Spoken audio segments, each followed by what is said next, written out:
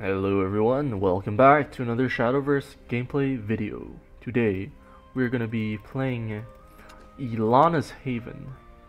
So, this is the list. It's kind of one of those more board presence. I think it's more modern lists where, there's less healing cards, and we're playing the Aether of the White Wing Tanko combo. So we're not able to play like Radiance Angel and stuff like that, but I think that the deck is still pretty good. It's a little high roller. You do need the Elanas pretty early, but we'll see how it goes. I think I actually recorded an Elana's video before. I didn't upload it, but we'll go ahead and upload this one. Hopefully, we see what's up. This list is kind of updated. Whoops. Go ahead and get the deck list into shot. There it is. I think that should be a little better. There it is. Yeah. Perfect. So yeah, the list is a little old-fashioned. I mean, I played it like last season. It has the one Nauis of the branch, Nauis, Silver Branch Knight. I think Silver Branch Knight probably. Yeah. But I think it's fine there. I don't think our opponent's playing aggro, so we're just trying to mulligan into Elana's. I mean, with the Snow White's always pretty good against Shadow.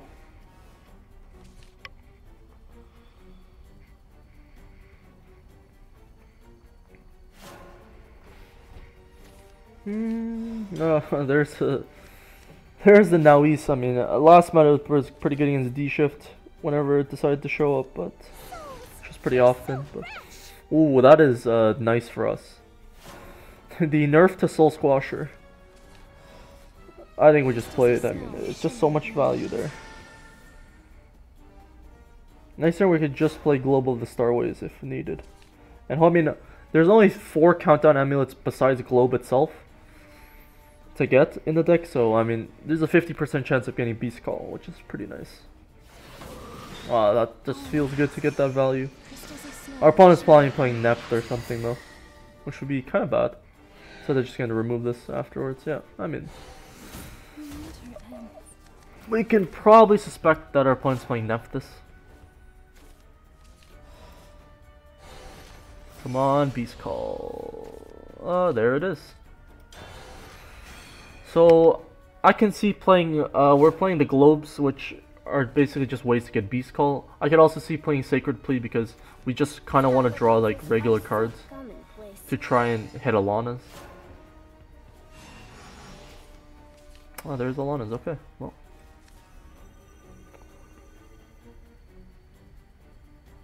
Let's see, so we play Elana. Yeah, okay.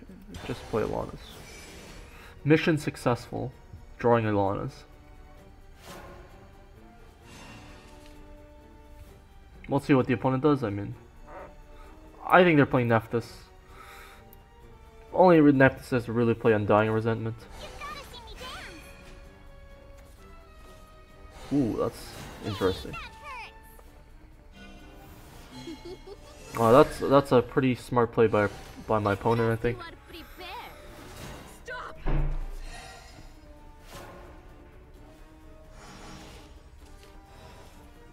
I kind of have an interesting play. I think I'm just gonna play this.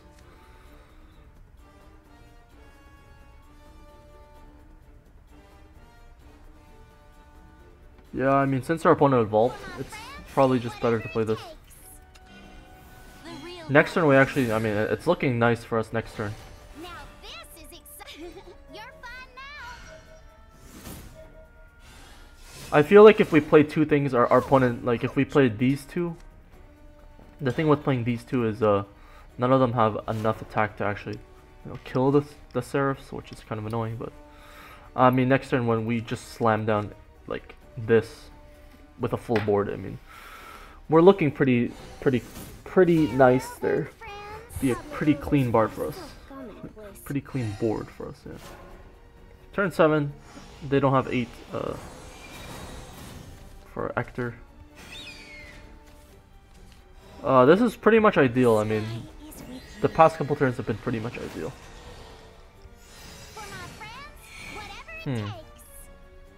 What do I want to evolve here? I think we just diversify, I guess. Well, that's probably right. So we... Let us conclude. I will repel the encroaching danger. So it's gonna attack, restore health.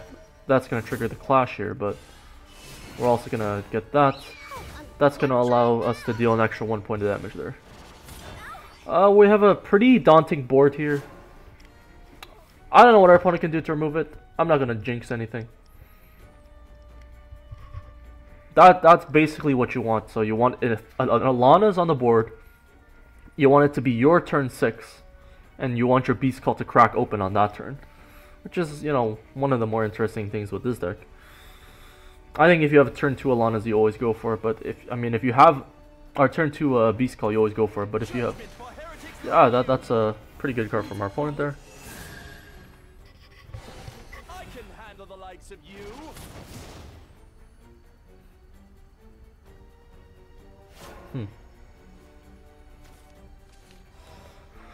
That's a little interesting. I think we go for that for sure. If he kills this, I mean, okay. Let's see. So we have 13, 14, 15, 16, 17, 18, 19. Oh, we're all 1 play point off. I still think we'll go. I guess we can. Whoops. Guess we can go for this. Let me ease your pain. So that when we go for the monastic, it's gonna be able to. There's the Elanas. Now then.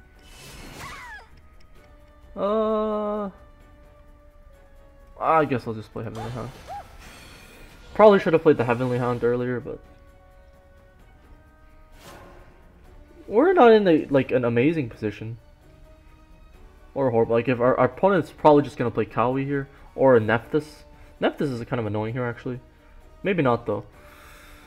Maybe if our opponent just had a Kawi, it would be better. Which is the interesting part. Because Nephthys removes, like, let's say the Holy Flame Tiger, but they don't have much after that, and we just, like, slam them for a bunch of damage. Kawi forces us to attack in with the Holy Flame Tiger. I guess it doesn't matter then. Nice. I'll go ahead and pick up another game there. Elana's is like kind of a high rolly sort of a deck. The deck doesn't function too well without like Elana's. But I mean, you just kind of roll with it. It's a fun deck to play. Like, if you ask like someone which deck has the largest followers, like potential followers, at like spread across the board, it's I mean it's Elana's really. The deck just has like dumps absurd amounts of value. It's absurd. We're against another Haven player. I think the Haven matchup is probably one of the bad matchups. May eternal peace be yours.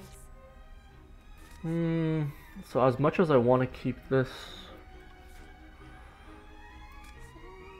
like Black Inscripture might. I don't think Black Inscripture is that great. We'd rather just have random like Snow White. Oh, there's Snow White. Playing second is probably good in this matchup. I'm just assuming our opponent's playing Storm, so like this is a bad matchup. Like Haven's probably one of the more bad matchups in terms of like if they're playing controlling. Aggro is, I mean, most matchups are the same. They're just all aggro matchups. Unica. I mean, I'm not guessing that they're playing neutral, so. Crystals of snow shimmer in the night.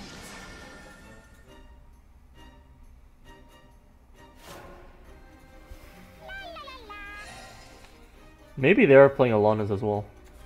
That would actually be very difficult. That would be, if our opponent played Elana's there, that'd be pretty bad for us.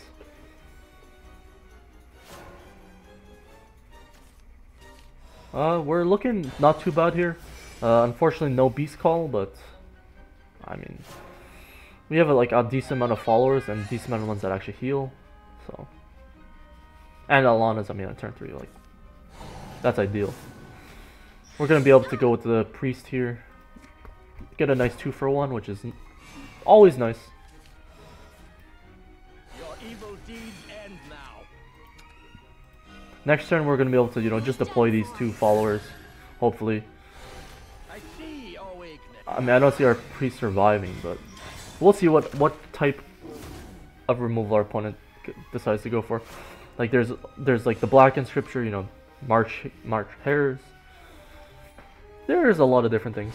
Priests of their own. Wow. You're done for. I see your weakness. I guess the logic is against the Elanas, you don't want to leave anything on the board.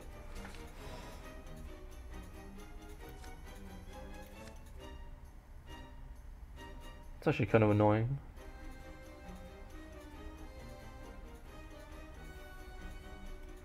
I think we just go Tanko here. Whatever it takes. It's like the annoying part is that the Frog Cleric. Now Good. this is exciting. You're fine. Maybe Frog Cleric just not very good in like a card. That's actually also possible. 4 health is also pretty nice for the Tanko here. If our opponent, they're not gonna. They don't. Tribunal would have to be a top deck for them, for sure. They don't have a great like 1-card answer. I don't think. What is this? Interesting. The real battle begins. I think this is actually a neutral card, isn't it? Will shine more. If I can click on it. Farewell, Okay, then, well, friends. we'll see. Okay, oh no, it's actually Havencraft. Okay, that's interesting.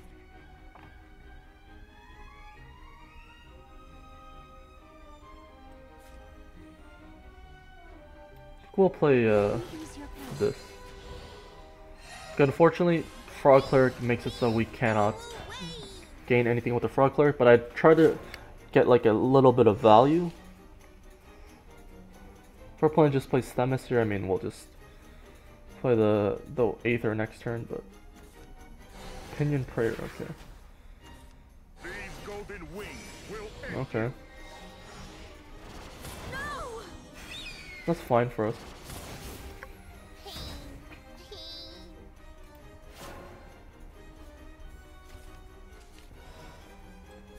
I don't think we need to play the Themis here. For my friends, whatever it takes. Let us conclude. They'll go for this. I think we'll go more board control-y. I will repel the now then. You're fine now. Oh, wow, there's a conceit as well. Wow. So I definitely think our opponent was not playing Themis. They're playing some sort of weird, maybe not weird, but they didn't get a good draw, I guess, with Stormhaven, but, oh, that's pretty nice for us. Pray that you will be freed from suffering. 2 easy wins, I mean, that time we drew okay, I mean, I guess anytime you draw Elana's on, like, around turn 3, that's not too bad, but, yeah, that's pretty good. Been seeing a lot of Haven. I mean, even just watching these videos, if you did watch my previous video and this video, I've just been seeing a lot of Haven all around. Don't really know what deck's like really great against Haven. If it's Storm, like the thing is Stormhaven and like controlling versions of Haven are completely different. So you can't just say D shift. Is fighting and despair Oh, our all opponent's playing you know? Forest. Wow. Time for me to prove myself. I mean, I don't really know what to say. I mean, Elana's is one of the cards you want. Playing first, it's probably actually worse. Unless you have Beast Call, I think playing second is better. Unless your opponent's playing like hyper aggro. Playing first is probably worse. You really do want the extra chances with the evolve. You can play a little greedy, especially if you have like Cudgeler.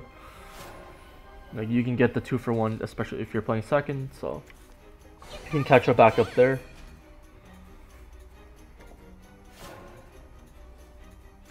Looks like it's okay. There's the Aether that we're gonna play to.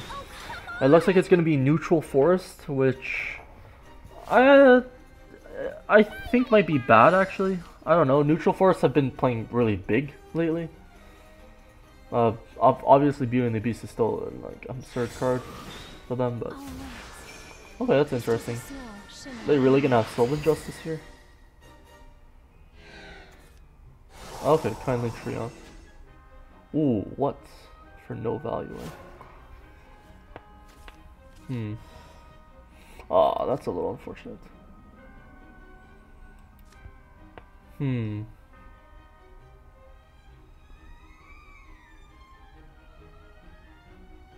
see, so if we... I think we just go for the value here.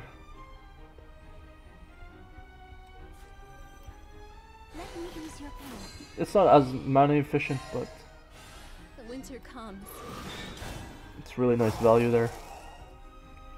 Our opponent probably has, actually, so let's see, Kindly Treant, is that what it's called? Kindly Treant needs 3, so it means our opponent has at max, probably has 3 this turn, so still only have 2, wow. War is such sorrow. Interesting. That's kind of bad. I'm gonna drop the Cudgeler, even though I just want it to be, you know, just a little bit more annoying to the opponent.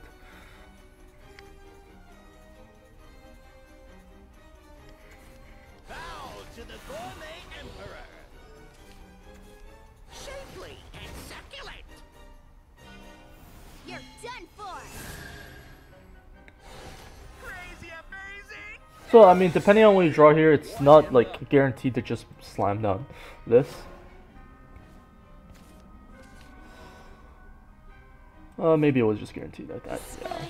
Now, looking back, I think it's just guaranteed that we slam that, actually. For my friends, whatever it takes.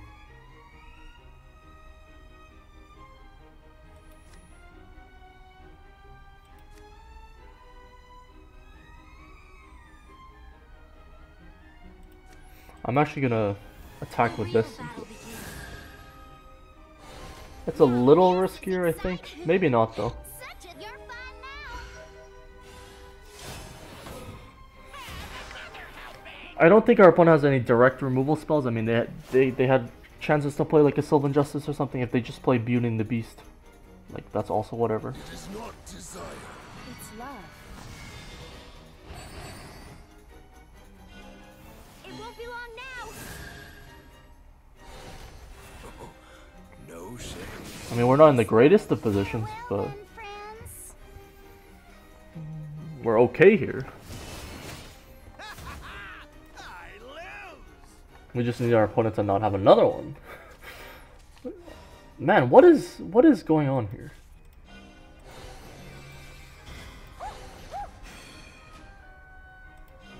Look at you. You're hurt. It's actually possible there that evolving is the play, but I'm not that much of a high roller, you know. But I could just play another Beauty and the Beast here, who knows. Our draw lined up kind of awkwardly. But I mean, it's a super powerful, but... So let's see. Randomly put one of the highest Haven cost followers, excluding Aether, that costs less than the total number of your play points. So it's possible we don't just go, you know, Aether, if we're trying to go for some Heavenly Aegis plays. Here. No shame.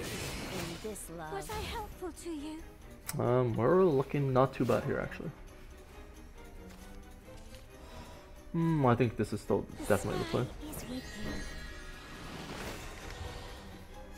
For my friends, whatever it takes. Okay, so let's see here.